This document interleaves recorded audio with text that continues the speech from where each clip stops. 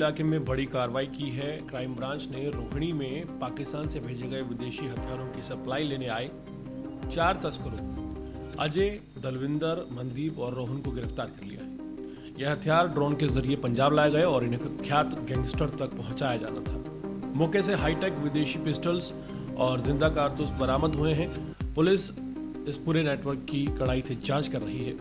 Delhi police की crime branch ने इस बार जिस रैकेट का भांडाफोड़ किया है उसने ये साफ कर दिया है कि पड़ोसी मुल्क से आने वाले हथियारों की तस्करी अब सिर्फ सरहद तक सीमित नहीं रही बल्कि राजधानी तक अपने पैर पसार चुकी है। ये पूरा खेल पाकिस्तान की ओर से रची गई बड़ी साजिश का हिस्सा है, जिसमें ड्रोन के जरिए भेजे गए आधुनिक हथियार सीधे भारत के कुख्यात गैंगस्टर्स तक पहुंचाने की तैयारी थी।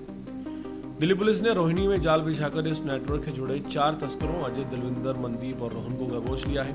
इनके पास से विदेशी महंगी पिस्टल्स का बड़ा जखीरा एजेंसियों को बरामद हुआ है। क्राइम ब्रांच को कुछ दिन पहले ही एक इनपुट मिला था कि राजधानी में अवैध हथियारों की बड़ी खेप आने वाली है। जैसे ही सूचना पुख्ता हुई, टीम ने रोहिणी इलाके में ट्रैप लगाया और 4 लोगों को हथियारों के साथ रंगे हाथों पकड़ लिया। ये हथियार सीधे पाकिस्तान से ड्रोन के जरिए पंजाब भेजे गए और वहां से दिल्ली लाकर लॉरेंस बिश्नोई, गोगी और हिमांशु भाऊ जैसे गैंग तक पहुंचाने वाले थे। बरामद पिस्तौलें तुर्की और चीनी में बनी हुई हाईटेक वेपन्स हैं, जो आमतौर पर किसी भी लोकल जो अपराधी हैं उनके पास देखने तक को नहीं मिलती। जांच में सामने आया कि ये गिरोह ISI से जुड़े नेटवर्क के इशारे पर काम कर रहा था।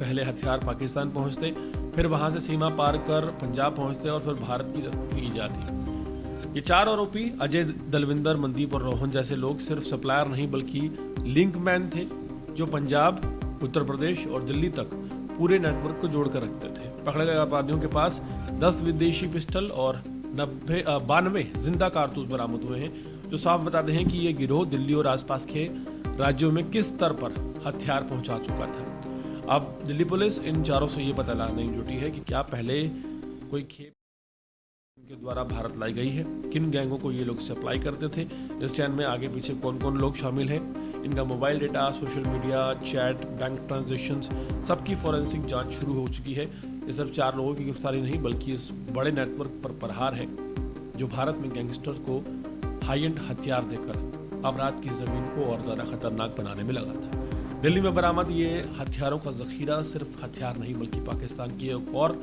नाकाम साजिश का सबूत है। क्राइम ब्रांच की ये कार्रवाई साबित करती है कि चाहे साजिश कितनी भी गहरी क्यों ना हो, दिल्ली पुलिस की पकड़ और सतर्कता उसे बेनकाब करने में काफ़ी है। जहाँ एक तरफ पाकिस्तान हमारे देश दिल्ली को दहलाने की साजिश रच रहा है, दूसरी तरफ यहाँ के लोकल अपराधियों तक हाईटेक जो हथियार हैं वो पहुँचाकर राजधानी और NCR के आसपास का माहौल ख़राब करना, ज़्यादा से ज़्यादा अपराध को बढ़ावा देना, इन साजिशों में डायरेक्टली पाकिस्तान का लिंक अब सामने आ रहा है।